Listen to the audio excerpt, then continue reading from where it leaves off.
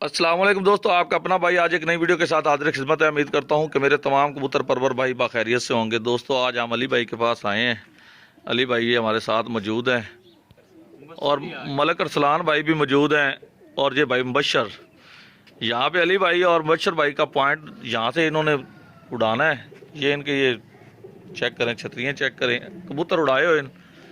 अली भाई कबूतर उड़ाए हुए इन, ये चेक करें दोस्तों। शौक दोस्तों, हमारी वीडियो अच्छी लगी हो तो लाइक एंड शेयर कीजिएगा, चैनल को सब्सक्राइब करें, बेल आइकॉन के बटन को प्रेस करें ताकि हमारी नई आने वाली वीडियो को बआसानी से देख सकें। अली भाई के कबूतर का शौक भी करवाएंगे हम आपको, जो इन्होंने उड़ाने हैं। जी अली भाई ये अंदर का माहौल हमें चेक करवा रहे हैं दोस्तों। ये देखें जी, अली भाई ने ये सेटअप बनाया हुआ है। अली भाई बच्चे बच्चे ला रहे हैं।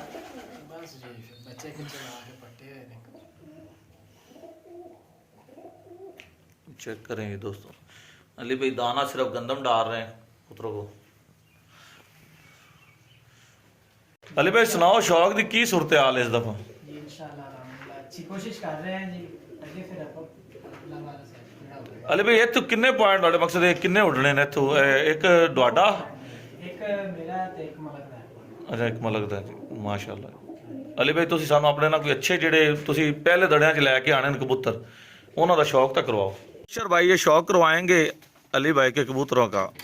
बशर भाई सुनाओ, तुसी भी इत्थों शौक कर रहे हो रल के अली भाई ना? बादाम शदाम भी तोड़ छड़े ना लिया, बादाम शदाम हुण पाने शुरू करते? तोड़ ते रख दिते ने, हाले तक मौसम साफ होवेगा ते फिर ही शुरू करांगे। अच्छा जी शुरू नहीं कीते? अली भाई इहदा पर दा शौक करवाया इहदे पंजियां दा अख दा शौक करवाओ। अली भाई ये कबूतर केड़ी ब्रीड है, इन्हां दा की सीन है, कोई इहदे बारे दे विच कोई थोड़ी बहुत? बशर दा कबूतर है जी। बशर बशर प्लंबर दा? बशर प्लंबर दा। ये अगे उड़दा छुड़दा रहा? हां जी। अच्छा अली भाई ये केड़े कबूतर हैं? ये घर दे तसल्ली वाले कबूतर हैं? इन्हें अख दा शौक करवाना ये बस, ये अगे भी उड़दे छुड़दे रहना? पर दा शौक करवाना। अच्छा तुहाडे घर दे अली भाई कबूतर?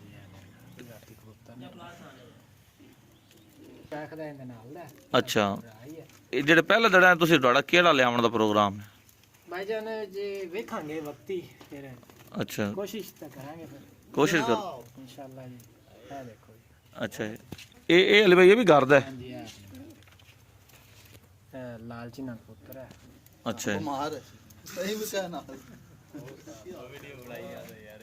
अच्छा लाल चन्ना ये पिछले साल भी उड़ता रहा या ऐतकी उड़ेगा जी? ये जी बच्चा निकला सी ते इस साल ही उड़ेगा इंशाल्लाह।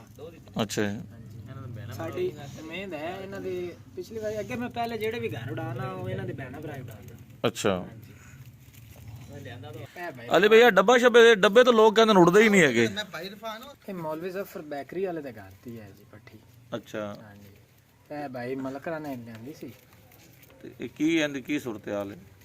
नहीं अच्छी प्रवास दित्ती है जी इन्हें, इस करते इन्हू पट्टिया है। अच्छा ऐतकी हुण पल्ली साहब हुण कीती? हां जी अली भाई लोग कहते हैं कि डब्बे उड़ते नहीं है, रंगदार कबूतर घट उड़दा है। एवें गल्लां हुंदियां ने। अच्छा जिन्ना उड़ना हुंदा ना ਉਹ ਉੜਦੇ ਹੀ ਨੇ, ਚੰਗਾ ਬਰੀਡ ਉੜਦਾ ਹੀ ਐ। ਹੁਣ ਇਹ ਲਾਲਚੀ ਨਹੀਂ ਮਾਦੀ, ਇਹਦਾ ਭਰਾ ਮੇਰੇ ਕੋਲ ਨੀਲਾ ਹੈਗਾ ਨਹੀਂ। अच्छा ਮੈਨੂੰ ਇਹਨਾਂ ਤੁੱਤੇ ਚੰਗਾ ਹੀ ਨਹੀਂ ਲੱਗਦਾ ਕੋਈ। सही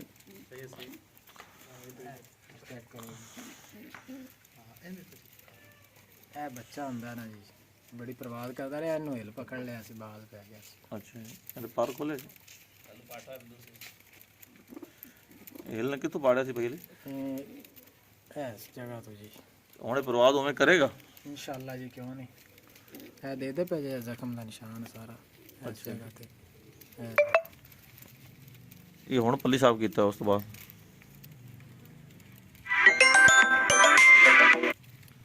हुण पल्ली साहब कीता भाई? हां जी है पल्ली साहब होंदा है माशाल्लाह।